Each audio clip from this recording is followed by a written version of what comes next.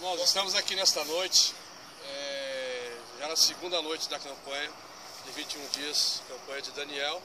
Estamos aqui buscando para cada vida que está perdida na mão do nosso querido pastor Rogério. Eu tenho a convicção e a certeza que cada um desses pedidos que estão aqui vão receber o que estão buscando pela parte de Deus. Aleluia. Nesta campanha, irmãos, esses vídeos que nós estamos gravando, que não seja um vídeo só de palavras, mas sim de vitória e de bênçãos. Esse vídeo irá alcançar os lares que estão decadentes, cativos da palavra de Deus. Verdade.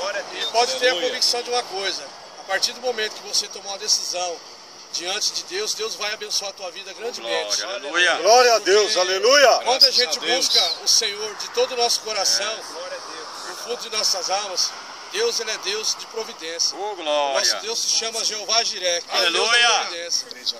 E assim, estamos também às 3 horas da manhã orando aqui no monte, junto com nossos irmãos, buscando a Deus e em prol da nossa igreja e das igrejas local da cidade de Lins. Aleluia. E você que estiver vendo esse vídeo, guarda esta mensagem no teu coração, Glória a Deus. porque Deus irá impactar a tua vida grandemente. Glória. E assim eu agradeço essa oportunidade e toda a honra e toda a glória, os aplausos para o Senhor. Ora vem, Senhor